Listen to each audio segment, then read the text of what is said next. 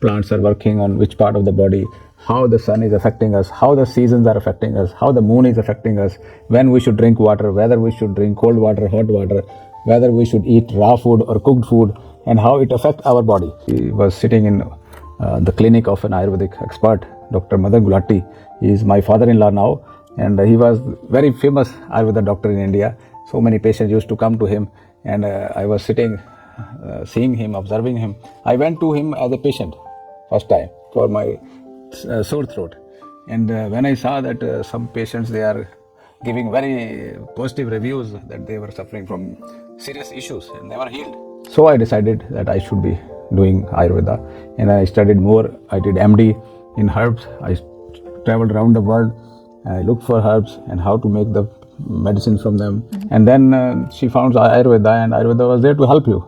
And this is what I saw. People were struggling with a lot of problems: Hashimoto problems, infertility problems, migraine issues, acidity, ulcers, skin problems, eczemas, and they were not able to understand why they are not able to reverse the disease. What would you tell to these people who don't know what the connection or the relationship is between Western medicine and Ayurveda? If there is pain, the doctor gives you buscopan injection, right? So that same chemical compound, hyoscine butylamide, is present in that plant. So you in a very small quantity. So if you make tea from that thyme, so you are already giving the antispasmodic to your body. Our senses are at this level, and above them is our mind, and above that is our intelligence, and then above intelligence is our soul. So our soul is not looking for pleasures. So Dr. Vikram, how can people start with Ayurveda? Thank you for asking this very big question and very beautiful question. Well, I am from Ayurveda, I am from India, and I see Ayurveda is nothing which is very seriously complicated or very difficult or complex things. It is just living your life in coordination with nature. So Ayurveda is made from two words, Ayur and Veda, knowledge of life. It is there since time immemorial. So thousands of years, people in India, when they were seeing which plants are working on which part of the body, how the sun is affecting us, how the seasons are affecting us, how the moon is affecting us, when we should drink water, whether we should drink cold water, hot water, whether we should eat raw food or cooked food, and how it affects our body. So this is what Ayurveda tells us, how to live in harmony with nature, and how you can start adopting it just by simply very, very simple ways of living, incorporating them in your daily life. Not to lie, not to be angry, meditate, be calm, be disciplined for yourself, for the society also. Nowadays, what is happening? People are not disciplined for themselves.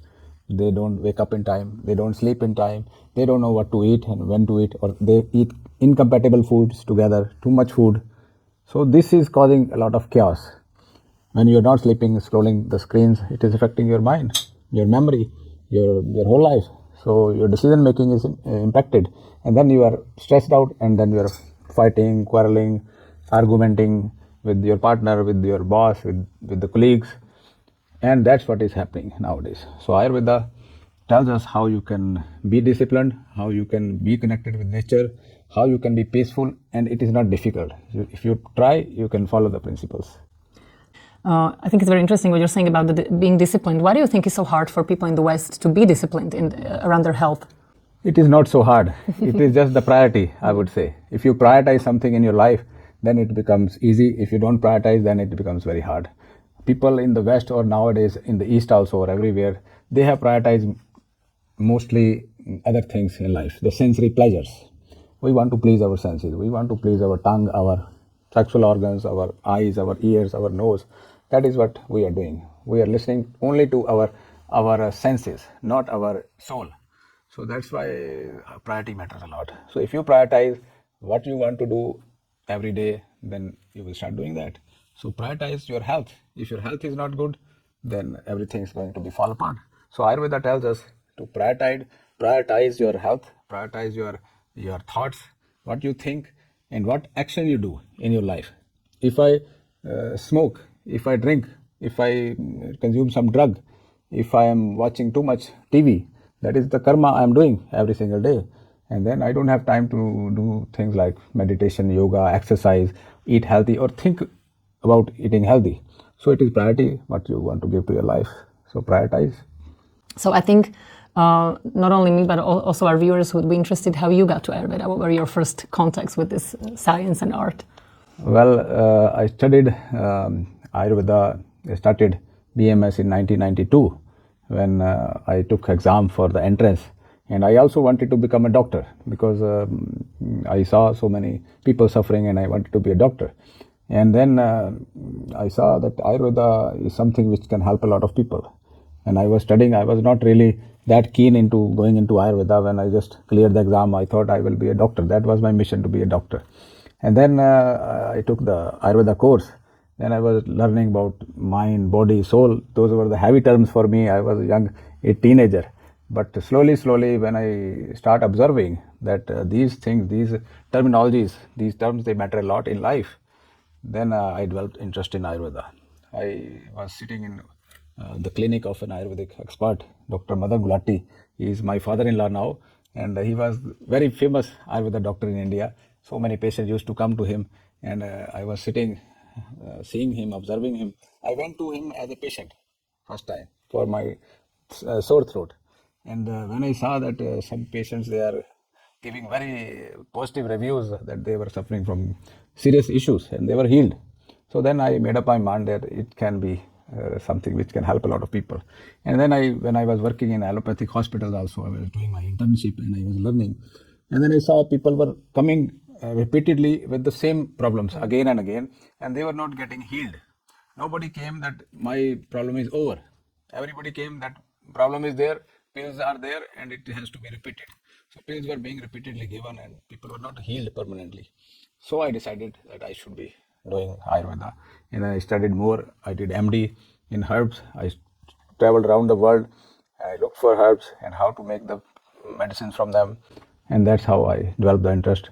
And then I started practicing and I see complicated patients suffering from eczema, psoriasis, these tumors, cancers, autoimmune disorders, Hashimoto thyroiditis. They are all recovering. Diabetes recovering, blood pressure recovering, and this all complicated problems. When I saw, and now I see patient coming to me every day thanking me. So it's kind of a Nobel Prize for me. You know, it gives a lot of pleasure, a lot of happiness, a lot of respect I get from patients, a lot of love I get. Every time I travel to Europe also, they bring me so many gifts also. They're coming with a lot of thanks. So it gives a lot of feeling of contentment that I have done something for the society which is very much significant. So you can see how a person can be attracted to Ayurveda when suffering from some health condition and is not finding any solution. And then she found Ayurveda, and Ayurveda was there to help you. Yeah. And this is what I saw. People were struggling with a lot of problems, Hashimoto problems, infertility problems, migraine issues, acidity, ulcers, skin problems, eczemas, and they were not able to understand why they are not able to reverse the disease. And when they started following Ayurveda principles, just change your diet, change your way of thinking, change your routine life every day, what you eat, what you think, what you do. So you will see your disease is reversing. You don't need supplements, you don't need pills, you don't need anything. You just need to be in touch with the nature. Just try it for about 7 days. Try changing your food, try changing your lifestyle, try changing when you sleep. Get rid of your phone about 2 hours before sleeping. Get rid of your phone 2 hours after waking up. In the morning, just clean your stomach, clean your teeth, clean your tongue, go out in the nature or sit on the ground and be grounded and drink some warm water. And then you will see your stress level is down. Talk to yourself, talk to the plants which you have planted. Plant a tree or plant some some plants in your home. So whatever you can, have some pets also, talk to them, spend time with your children and with your elderly people. So within about 7 days, after following all these things, you will see the diseases are changing, your body is changing, your mind is changing. Just reclaim your life. So this is what Ayurveda is telling you. Be connected with nature, be connected with your own self. That is Ayurveda. So you touched on an important topic when you mentioned Western or allopathic medicine. I think a lot of people think that Ayurveda is some crazy alternative. And what would you tell to these people who don't know what the connection or the relationship is between Western medicine and Ayurveda? Western medicine, I would say, is extension of ancient medicine. We discovered the stethoscope. we discovered ultrasound, we discovered MRI, we discovered these pills with these chemicals which were actually derived from nature, and we found what are the molecules which are present in different plants, different fungi, different bacteria which are already there in the nature. So we found a way how we can take out those active chemicals from those natural plants, and then we made those medicines. So it is just extension of Ayurveda, but they become very strong. When you give strong thing to a human being, it can also have side effects. So I am not against allopathic system. I am not against these modern advancements, but we should not forget our ancient heritage, what we can change in our lifestyle, what we can change in our diet, and with mild things like if you are taking some cumin, fennel and thyme like a herbal tea, your stomach pain is gone, your gas and bloating is gone.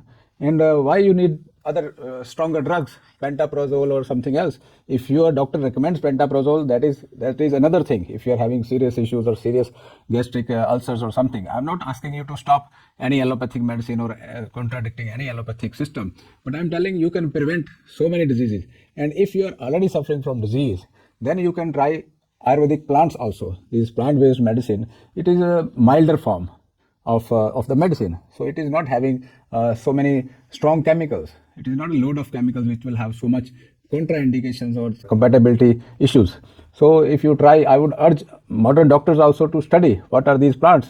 For example, we have this plant called Khurasani Ajwain in Ayurveda. It is a wild thyme. It is a thyme. So when you take it, it is having a active compound like hyoscyamus, butyl bromide we have in Buscopan injection. When you go to hospital, if there is pain, the doctor gives you Buscopan injection, right? So that same chemical compound, hyoscine butyl bromide, is present in that plant.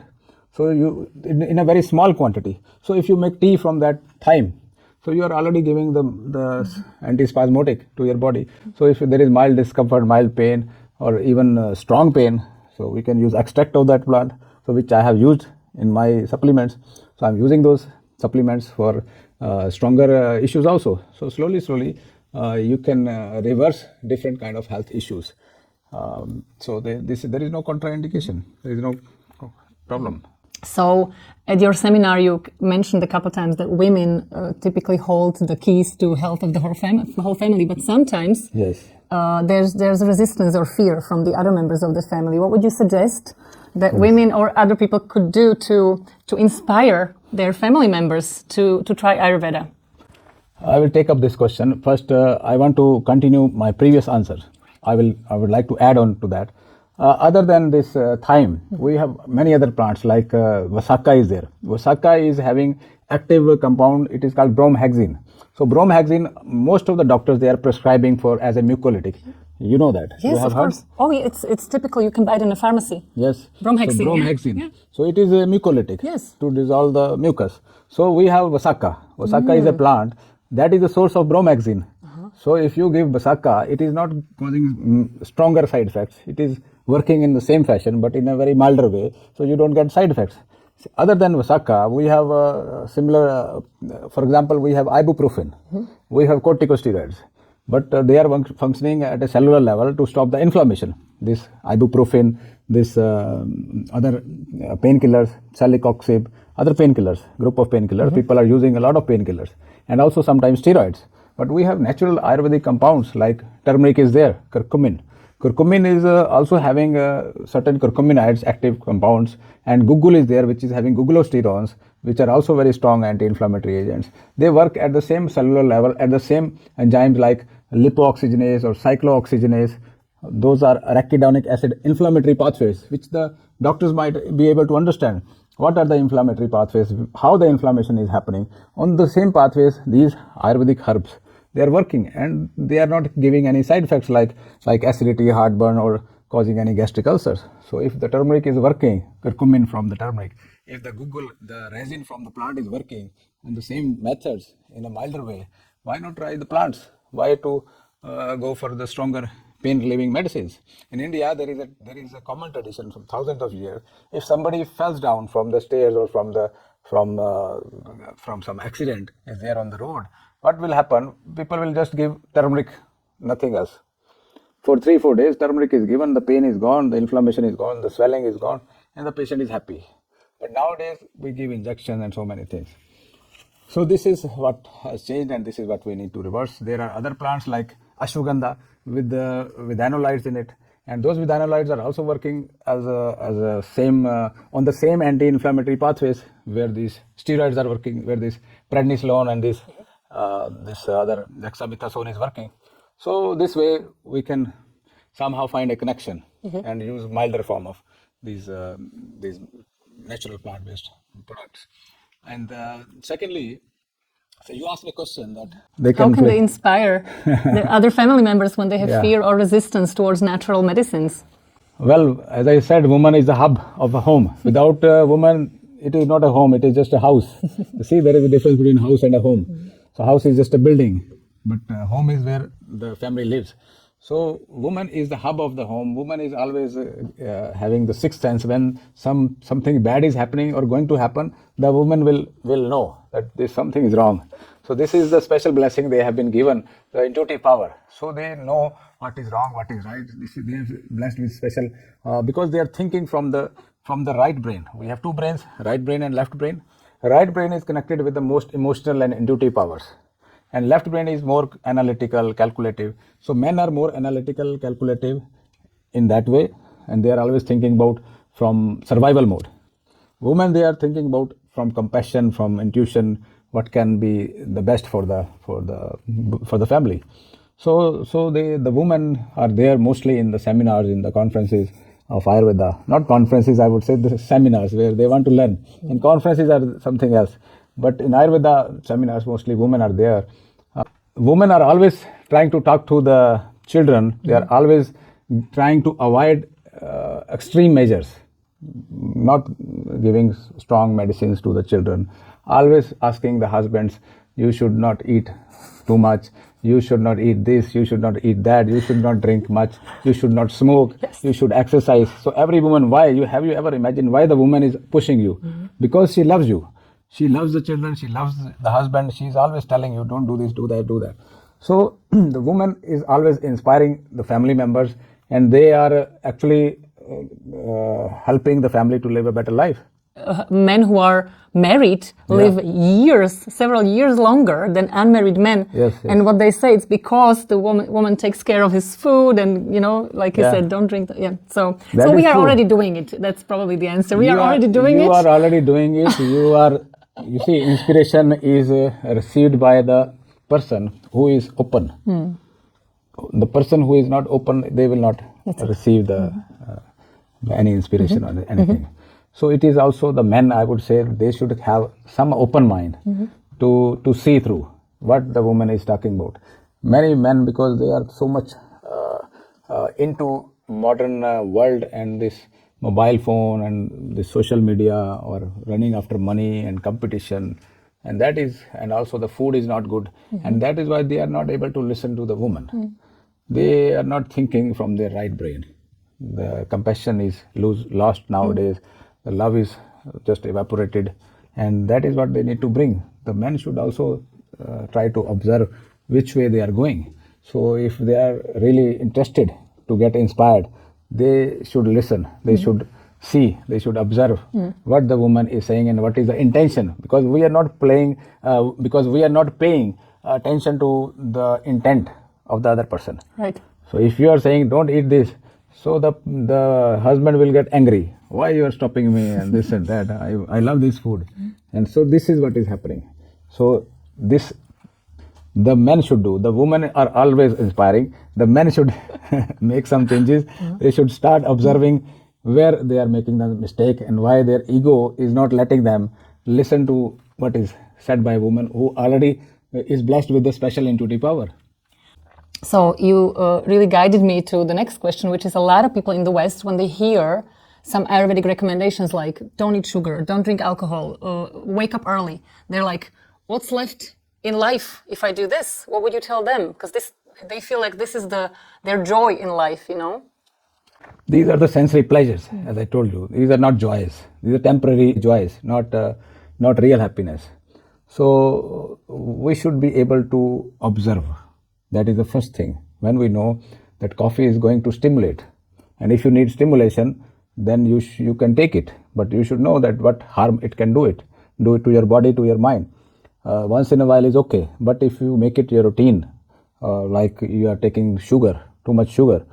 Sugar is not bad. We need it. We have been consuming from thousands of years this sugar and this even non-vegetarian food and everything else. But what it is doing to your body, to your mind, to your senses, to your thought process, you should be able to observe.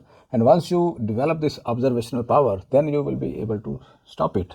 Then you will not have problem in stopping it. Then you will know that what harm it is doing to me.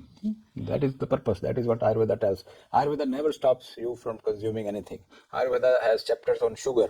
Ayurveda has chapter on wine and different type of alcohols. Ayurveda has chapters on different type of meats also. Which meat is of which variety, what type of meat is there. But it is how it is affecting our body. It is also mentioned in Ayurveda. So you have to be observer and enough wise to choose what to do, what not to do. So I think in the West another thing happened, which is that we lost the ability to see the connection of diseases in people 50 plus, 60 plus. We just see a person with diabetes, their joints hurt. We're like, well, this is aging. What does Ayurveda think of this? And this is not aging. This is pragya aprad, I would say. Pragya is the mistakes made by our own intelligence. Our senses are at this level, and above them is our mind, and above that is our intelligence. And then above intelligence is our soul. So our soul is not looking for pleasures. Our soul is looking for happiness and love and peace and this knowledge and blissfulness and contentment. This is what our soul, this is the food for the soul. But what our senses, they are looking for is just sensory pleasures. So what we are doing from morning till evening, we are just feeding our senses. And that is why there is chaos everywhere. And the mind is not able to control the senses. Mind is just listening to the senses. These sensory organs, they are just taking us here and there, behind the food, after the money, after so much joys of these sensory organs. This whole travel industry, this food industry, this pornography, this all these industries, they're running perfumery and these discos and all these clubs, surviving on these sensory organs. So if we are strong enough with our open mind and conscious living, we can observe what food we should eat, what we should not eat, what is good for our health. So we can live for 100 years without any, this is what Ayurveda says, we can live for 100 years without any disease. And just like forest animals are living, they are living in harmony with nature. They are not wearing any clothes. They are not developing any refrigerators to store their food. So they just eat, and they know how to fight the hunger also. Sometimes they are hungry, but Ayurveda also recommends you should do fasting. So the fasting is going to eat up those debris in the body, those half cells or dying cells or dead cells or even carcinogenic cells. So fasting will eat up those, even the bacteria or the certain type of metabolites, which is called ama in Ayurveda. This concept of ama is very unique to Ayurveda. So if your digestive fire is not so strong, don't put burden on it. Don't eat too much. So you cut down your calorie intake, cut down the food you take, and then obviously you will start living healthy. Drink good water, good quantity of water, so that your urine is not dark yellow, urine is light yellow. So these things you should be able to observe, and then you will live a healthy life. So in your life, do you personally know people who are over 80 and they are living according to these principles and they're perfectly healthy? Because we don't have people like this here, or very rarely we see people like this. Oh, I have so many people. I know so many people above 90. My grandfather was 99, and he was not suffering from any disease, and he was fine. He was working till 96. And you believe somebody working till 96 and doing hard work up to 96? And I know somebody who is already now 96. He is driving his own car until now in Chandigarh, where I live in India. He is coming to the gym every single day. He spent 2 or 3 hours in the gym, not heavy gymming, but for 3 hours doing something or the other. And he is happy man. And recently I interviewed another person about 92 or something. He has no single disease. I have the interview in my phone. He came to my home. He saw me first time when I was about 30. Recently, passed out from the medical college. For his wife, he used to come. So for his wife, he was coming 30 years ago. And now he came after about 30 years to my home just to see me. And he said, I am still alive. And I was so happy to see him. I took his interview. So basically, all those people who are living beyond 100 or beyond 90s and still healthy, what they are doing, we should learn from them. They are, first of all, they are not running after these worldly pleasures. They were always looking for the food for their soul. Love, peace, happiness, and this blissfulness, contentment. And what can generate this love and happiness and blissfulness is by giving this to the society. If you love others, if you spread happiness, if you give happiness, if you make somebody laugh, if you give knowledge to others, you will get more knowledge. But what is happening nowadays, we are taking away the happiness from others. We are jealous, we are fighting, we are competing, and we are arguing, and we are even revengeful sometimes. Some criminals, they become criminals. Just from this first step is anger. Then there is hatred. First is dislike. First you dislike, then anger, then hatred, and jealousy, then there is revenge, and then there is crime. So this is how the crime is becoming more. So these negative emotions, Ayurveda guides us, trains us every single day to how to live without these negative emotions. So if your emotions are controlled, then you will know which way to go. www.planetayurveda.com पर जाएं और वहाँ पे हमारे जो consultants हैं पूरे world से हमारे पास पेशेंट्स जो है कंसल्ट करते हैं आयुर्वेद के रिलेटेड। हमारे एमडी आयुर्वेदा डॉक्टर्स हैं जो कि व्हाट्सएप वीडियो कंसल्टेशन के थ्रू आपको कंसल्टेशन देते हैं और आप ऑनलाइन अपॉइंटमेंट बुक कर सकते हैं और अपने जो फ्रेंड्स हैं, जो फैमिली के लोग हैं, उनको आप बता सकते हैं।